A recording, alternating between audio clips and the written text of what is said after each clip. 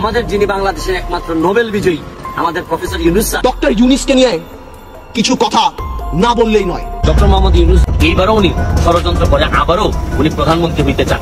সমন্বয়করা ওনাদের প্রস্তাব ক্রমে ডক্টর মোহাম্মদ ইউনূসকে তত্ত্বাবধায়ক সরকারের প্রধান হিসেবে, কিন্তু মনে রাখবেন যে তার মনের মধ্যে কিন্তু কোনো ভালো জিনিস নাই। থেকে বেশি সুযোগ যাকে দিয়েছিলাম সেই বেইমানিটা করলো, সেটা হলো ডক্টর ইউনূস। অর্থনীতিবিদ ডক্টর মোহাম্মদ ইউনূসই হচ্ছেন অন্তর্বর্তীকালীন সরকারের প্রধান। আসসালামু আলাইকুম ওয়া রাহমাতুল্লাহ। প্রিয় দর্শক, সবাই কেমন আছেন? আশা করি অনেক অনেক ভালো আছেন। তো আপনাদের মাঝে নতুন একটা ভিডিও নিয়ে আসলাম ডক্টর ইউনূসকে নিয়ে। ব্যারিস্টার সুমন প্রধানমন্ত্রী কি বলল, চলুন বন্ধুরা কথা না বলে প্রমাণ সহ ভিডিওটা দেখে আসি, তারপরে আলোচনা করি। চ্যানেলে নতুন হলে চ্যানেলটি সাবস্ক্রাইব করবেন। তো আমি মিলাইতে পারি নাই যে ক্ষুদ্র ঋণ সুদের ব্যবসা করে একটা মানুষ কিভাবে নোবেল পায়। এবং doctor Yunus, I can very well understand 65 বা 70 years old, but 80 বছরের রাষ্ট্রপতি যদি এত বড় বক্তব্য লিখতে পারে, 75 বা 70 বছরের ডক্টর ইউনূস, আমি মনে করি আপনারা ইউনূস সাহেবের বলবেন যে আমি ইউনূস সাহেবের বদনাম করি কিনা।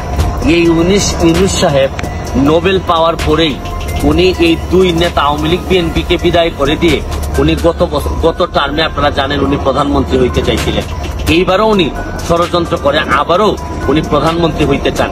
একটা মানুষ যখন বারবার প্রধানমন্ত্রী হইতে চান, তখন উনি কিন্তু মনে রাখবেন যে তার মনের মধ্যে কিন্তু কোনো ভালো জিনিস নাই। পদ্মা সেতুতে উনি বিরোধিতা করছেন। শুনেন, যাই এখানে ব্যারিস্টার সুমন তাকে কি বলতেছে, তাকে দালাল বলতেছে, মানে সুদের দালাল বলতেছে। তারপর কিন্তু আন্দালিবুর রহমান পার্থ সংসদ ভবনে একটা বক্তব্য দিয়েছিল তাকে নিয়ে। এই নিয়ে কিন্তু সাধারণ জনগণরা অনেক কিছু বলছে। দর্শক শ্রোতা, এইগুলা দেখে আপনাদের কি মনে হচ্ছে? সবকিছু কিন্তু আপনাদেরকে এক এক করে দেখাবো প্রমাণ সহকারে। মানে আমাদের বর্তমান মানে দেশ যে পরিচালনা করবে ডক্টর ইউনূসকে নিয়ে, সবকিছু আপনারা দেখবেন, তারপর কিন্তু আপনার মতামত করবেন ডক্টর ইউনূসকে নিয়ে। এই যে দেখতে থাকুন। এই সরকার ব্যর্থ হয়, এটার নেতৃত্ব দিচ্ছেন তিনি হচ্ছেন গিয়ে ডক্টর মোহাম্মদ ইউনূস। তিনি চাচ্ছেন এবং তার নেতৃত্বে যিনি সরকার গঠন করতেছেন তার নেতৃত্বে আছে হচ্ছে গিয়ে ডলার। এই ডলার হচ্ছে গিয়ে নেতৃত্বে চাচ্ছে। ডক্টর ইউনূস বাংলাদেশের সম্পদ না পৃথিবীর সম্পদ। আমি দেখেছি আমাদের মাননীয় পররাষ্ট্রমন্ত্রী বলেছেন this will not affect our relationship, বহির্বিশ্বের সাথে আমাদের সম্পর্কে। ঠিক তার পরের দিনই জন কেরি বলেছেন উই আর কনসার্ন। 23 জন কংগ্রেসম্যান বলেছেন উই আর কনসার্ন। বহির্বিশ্ব ফোন উঠে ঝগড়া করবে না, এটা তাদের diplomatic language, that we are concern, we are looking into the matter. Doctor Yunus আমাদের মতো না। আমার ফোনে সবচেয়ে বড় ভিআইপি ফোন করে জয়নাল আবেদিন ফারুক সাহেব, আর ডক্টর ইউনূসের ফোনে ফোন করে হিলারি ক্লিন্টন। মনে রাখতে হবে সে কোথায় উঠে গিয়েছেন। করুক না কেন, উনি বাংলাদেশের বিরোধিতা করতেছেন, এইটা বাংলাদেশের জন্য কোনো ভালো হবে না। এবং উনি যত বড় নোবেল বিজয়ী হন না কেন, নিজের দেশের বিরোধিতা করে আমার মনে হয় উনি কোনোদিন মানুষের মনে জায়গা নিতে পারবেন না। এই জন্য সর্বশেষে একটা কথা বলতে চাই, দুঃসময়ে দাঁড়ানোই কিন্তু বঙ্গবন্ধুর আদর্শের সৈনিকের কাজ। আমি মাননীয় প্রধানমন্ত্রী জননেত্রী শেখ হাসিনাকে বলবো, বহুত যুদ্ধ জয় করে আপনি আসছেন, 21 গ্রেনেড হামলার মতো এই হামলা থেকে আপনি বেঁচে আসছেন। আপনি কিন্তু আল্লাহর রহমতেই বেঁচে আছেন এই পৃথিবীতে। আপনার ভয়ের কিছু নাই, সামনের দিকে এগিয়ে যান। আল্লাহ উপরে আল্লাহর বিশ্বাস যেহেতু আমাদের আছে, মনে রাখবেন আপনাকে কেউ এখানে দাবাই রাখতে পারবে না। আজকের মতো বিদায় নিচ্ছি, ভালো থাকবেন। ডক্টর ইউনূসের এই ব্যাপারটা অ্যামিকেবলি সেটেল করা যেত। আই হ্যাভ উইটনেসড ইট। আমি নিজে দেখেছি বিবিসিতে হোয়াইট হাউস স্পোকসম্যান বলছে we are deeply concerned, this is Yunus allergy. আমি জানি অনেকে বলতে পারবে এটা আমাদের সার্বভৌমত্ব, আই ক্যান আন্ডারস্ট্যান্ড, এটা আমাদের সার্বভৌমত্ব, কিছু একটা ব্যালেন্স নিড টু বি ড্রন। এখন সার্বভৌমত্বর সাথে ব্যালেন্স, এখন গ্লোবালাইজেশনের সময় কালকে বাংলাদেশে বিপদ হচ্ছে, আমরা তাদের কাছে যে হাত পাততেছি। দুই নেত্রীর মনোমালিন্য হচ্ছে, নির্বাচনে যাবো কি যাবো না, আমেরিকান এম্বাসির দাওয়াতে ভিড় লেগে যাচ্ছে, এখানে ভিড় লেগে যাচ্ছে। আর যখন কোনো কিছু হচ্ছে তখন কি বলা হচ্ছে এটা আমাদের সার্বভৌমত্ব ব্যাপার। এটা সার্বভৌমত্ব ব্যাপার না, এটা পার্সোনাল ভেন্ডারের ব্যাপার। সংসারের কথা আসতেছে। Excuse me, I would appreciate if you let me finish. Yes, please, uninterruptedly. Thank you. Understand it? Yes, you should know it. আমি আরেকটা কথা বলতে চাই। সন্ত্রাসের কথা আপনি বলেন, একটা চেইন অফ কমান্ড থাকতে হবে। যেই দেশের স্বরাষ্ট্র প্রতিমন্ত্রী শাহরুখ খানের কনসার্টে যে মাটিতে বসে, সেই দেশে কি হতে পারে? মান ইজ্জত কোথায় যায় আমাদের?